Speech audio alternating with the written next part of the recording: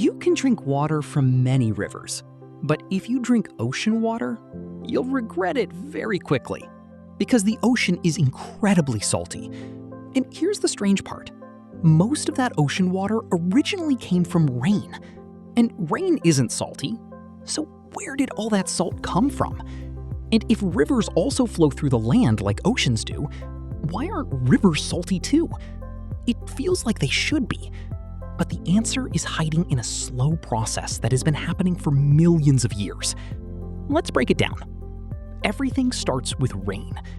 When rain falls from the sky, the water is almost fresh. But as that water moves across land, something important happens. It slowly dissolves tiny amounts of minerals from rocks and soil. And one of those minerals contains salt. Now, we're talking about very tiny amounts. You can't really taste it in river water.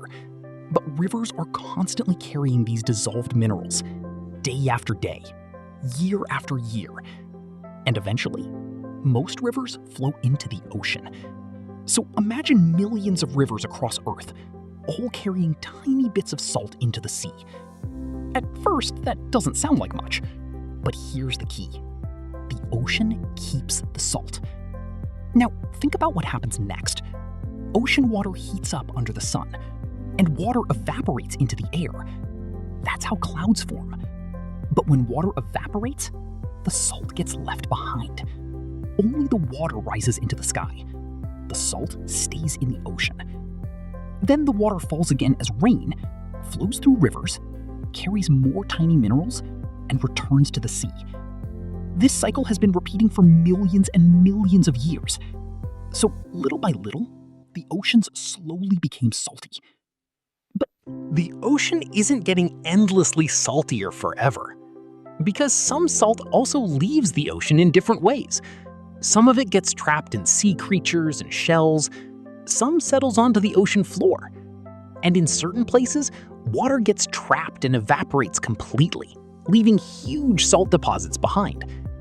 So while rivers keep bringing salt into the ocean, nature also removes some of it.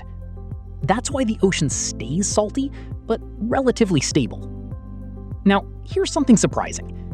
Not all oceans and seas have the same amount of salt. Some are much saltier than others. Take the Dead Sea, for example. It's extremely salty, much saltier than the ocean. Why? Because water flows into it, but very little flows out. And the region is very hot, so lots of water evaporates, leaving even more salt behind. That's why people can float there so easily. The water is so dense with salt that it pushes the body upward. Now, compare that to places where lots of fresh water enters the ocean from rivers or melting ice. Those areas are usually less salty. So salinity, the amount of salt in water, changes depending on climate, evaporation, and water flow. But here's the fascinating part. That saltiness is actually important for life on Earth. Ocean salt affects currents, and ocean currents help move heat around the planet, which influences weather and climate. So the salt in the ocean isn't just sitting there doing nothing. It's part of a giant system that helps Earth function. Now, think about this.